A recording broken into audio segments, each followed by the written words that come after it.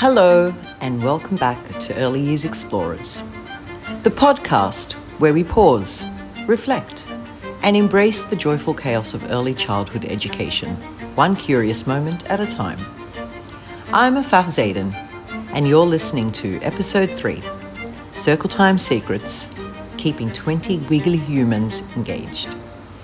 In today's episode, I'm sharing my favourite tips, tricks, and go-to songs that help make circle time smooth, silly, and successful, even when energy is high and attention spans are basically non-existent.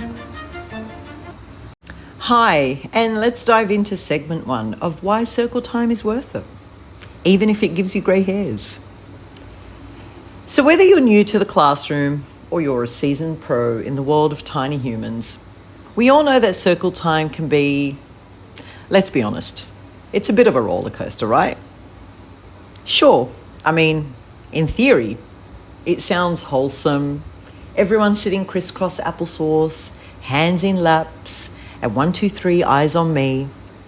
But in reality, it's more like a game of musical chairs meets interpretive dance with a sprinkle of snack-based negotiations.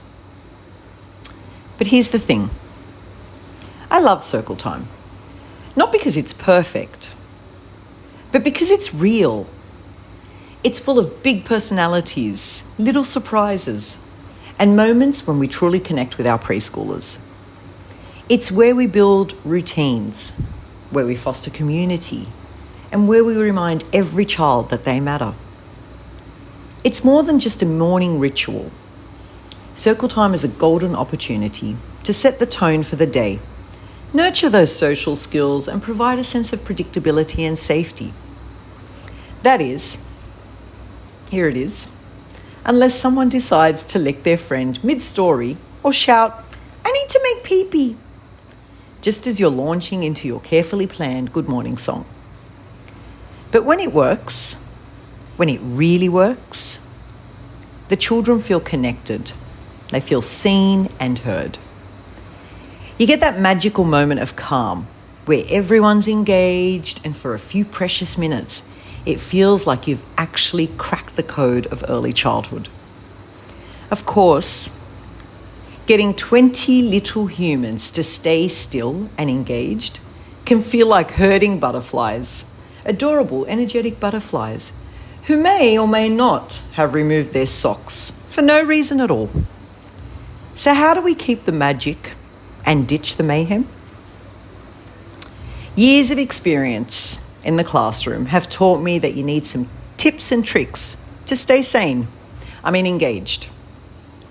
So let's talk survival strategies, also known as my go-to circle time tips that keep things flowing when the Wiggles are winning, and they will win, and your coffee hasn't kicked in yet. Starting with the first one. Number 1. So you need to keep it short and sweet, like your coffee break. That's if you ever get one. You see, preschool attention spans, they're shorter than a goldfish memory. Aim for about 15 minutes max. 10 to 15 minutes maximum. If it starts to drag, abort mission, bail out with a song, a stretch, or a snack-related distraction. The second one.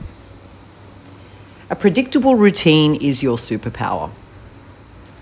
Now, having the same songs, the same flow, it's like a warm, comforting hug for little brains, and for yours too, believe me. When they know that the good morning song is followed by "What day is it today?" and not some spontaneous puppet uprising, everyone feels more secure. Now, that's not to say that you can't introduce something new. You just have to pitch it. Like you're convincing the principal to fund your dream project. Hype it up. Make it sound exciting. And they'll be on board before you can say, "Circle Time Remix." The third one. Let them lead. I'm not saying step aside and let them take the reins completely. Let them lead, with supervised power, of course. Give them simple jobs.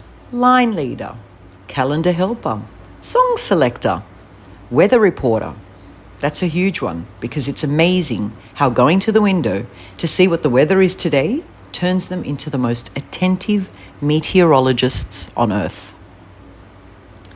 Number 4, props or puppets.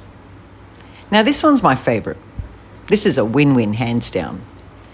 See, in our class, we have a kangaroo puppet, and it gets to go home over the weekend with someone she picks, and only she picks. But here's the thing. She only wakes up during circle time, and she only speaks to me, but not in a loud voice. She only whispers in my ear who she wants to go home with. I ask her questions, the children ask her questions, and her response is always a whisper in my ear. No matter how many times I hold her up to listen to what she's going to say, the amusement on their faces as they wait for me to tell them her response is pure magic. Like I said, it's a winner every single time. I mean, sometimes even I get jealous of how they get along with Rue and her baby Joey.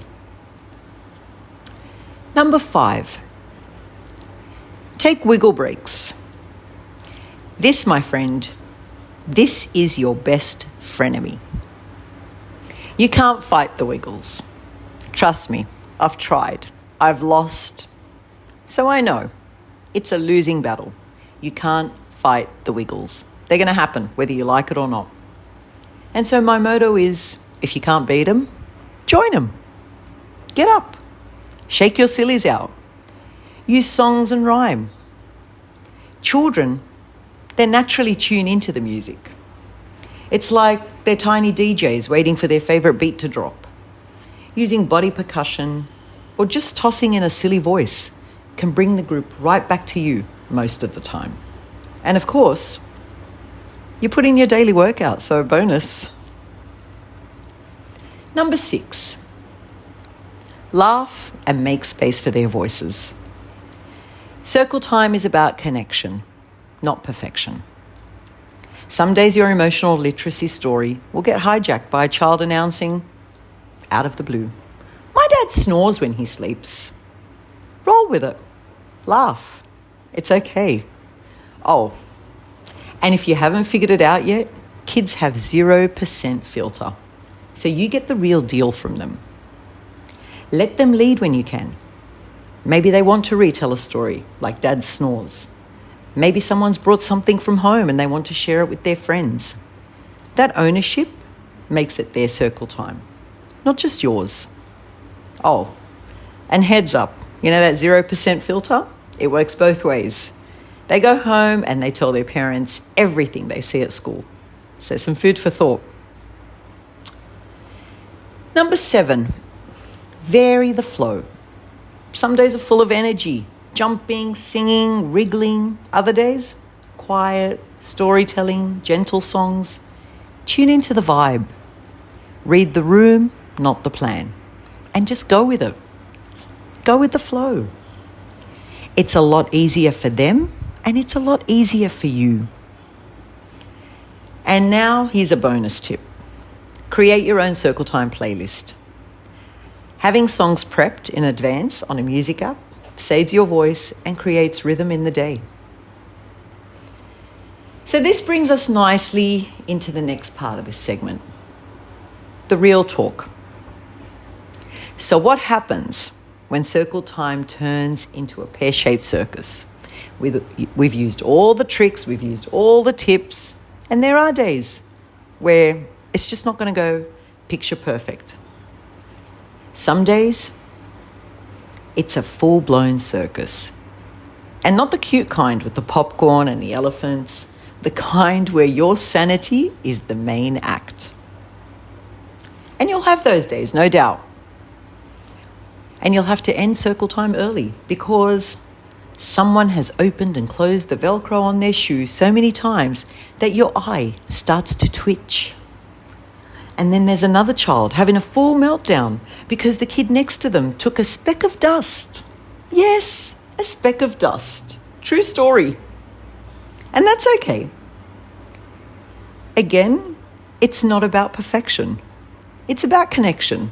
Not the Velcro ones, of course, the emotional kind. When we let go, laugh a little, and actually listen to these people in front of us, we find the real magic. Even if it means singing Baby Shark again for the 57th time with that twitch coming back, have faith in yourself, because you've got this. Thanks for joining me for another episode of Early Years Explorers. I hope you're walking away with a few tricks, a song or two, and a gentle reminder that if circle time feels like a little wild, then you're probably doing it right. Don't forget to follow, leave a review, and tell a fellow educator they're doing an amazing job, even if today's circle time involved a minor shoe-related mutiny. Until next time, keep it playful, keep it silly, and keep embracing the wiggles.